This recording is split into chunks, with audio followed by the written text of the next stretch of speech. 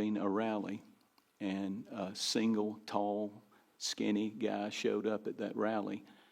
The police were trying to come in and, under orders, shut us down. It was total chaos.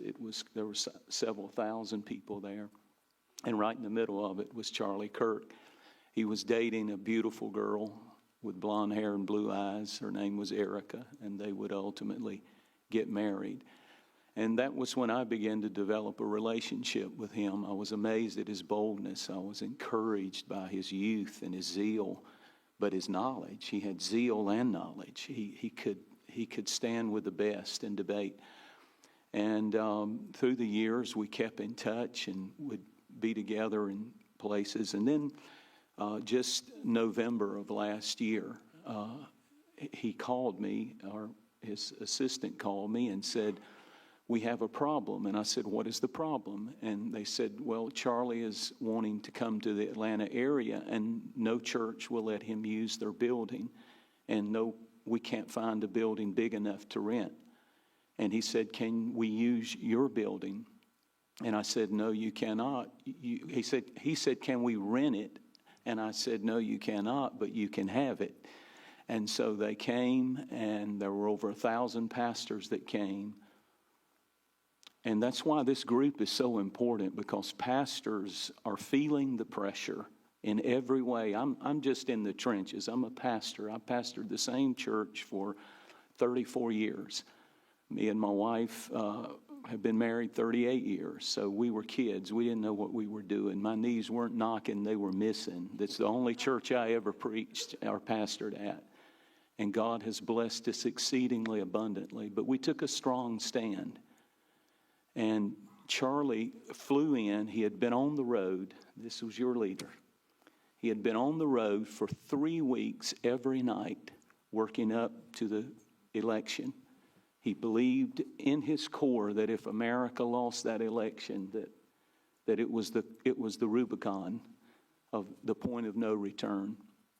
And he flew in, and he had these little things matter, I think, as you said. He flew in and had a migraine headache, a terrible migraine headache. I understood he would have those occasionally, and he was not seeing out of one of his eyes, that severe.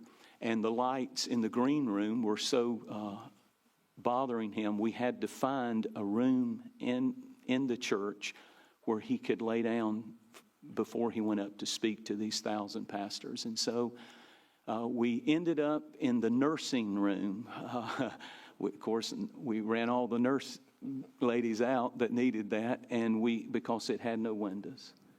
And I guess it just matters to me. These are some of the memories that he laid back there for 30 minutes. He was sick. He was nauseated. But he got right up when it was time. He walked out on the stage. You would have never known that the man had a problem. He was brilliant. He was outstanding.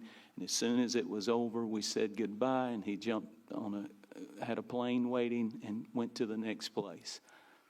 And I said all of that to say he was a Christian leader.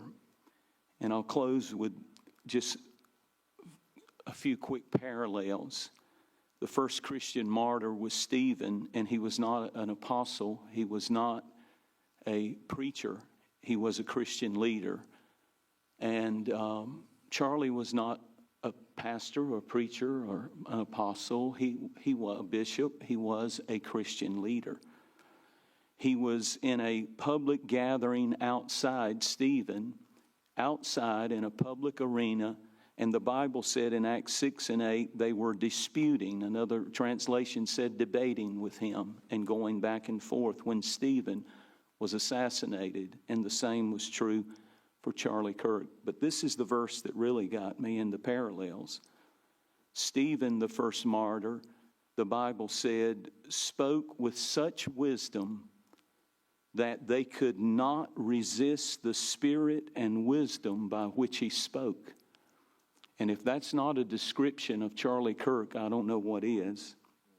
The Bible said that while Stephen was dying and being assassinated, there was an observer who held the coats of the assassins.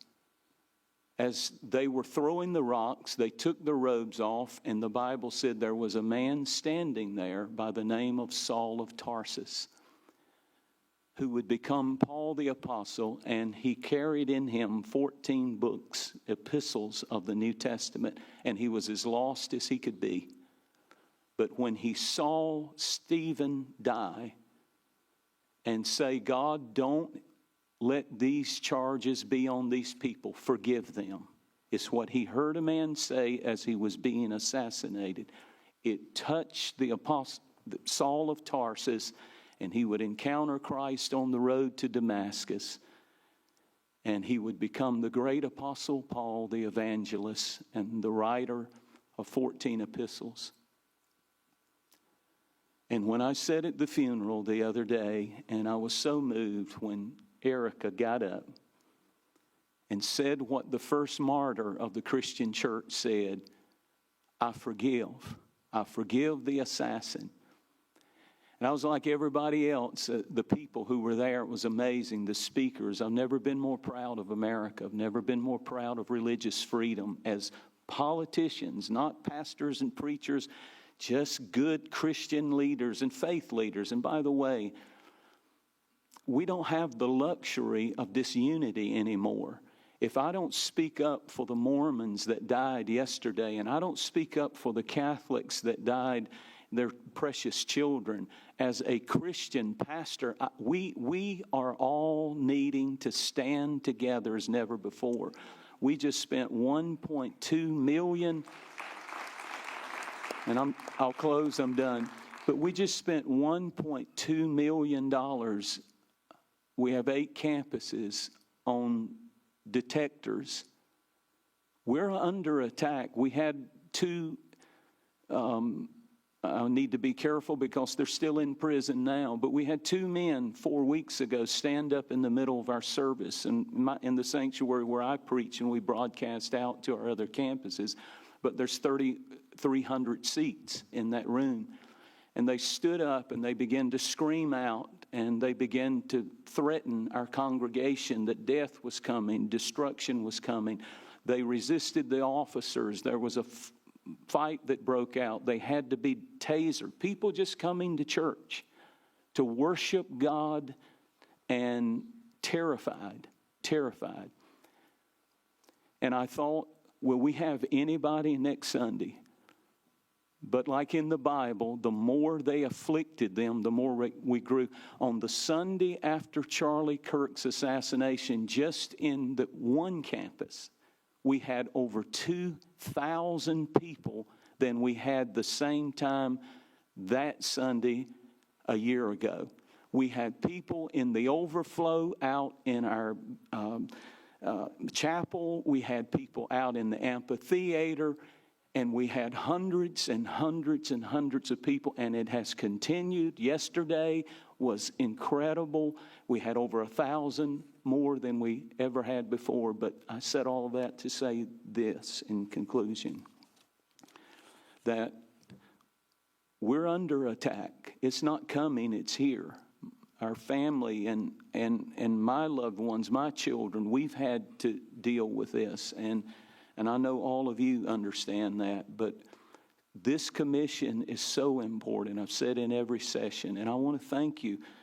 And if ever we needed to stand together and stand up for what we believe and the faith, it's time for pastors and preachers to do that. And my prayer is, as Charlie fell and the Apostle Paul stood up, the church and 10,000 preachers will stand up and say, where he fell, we will stand like never before. And thank you so much.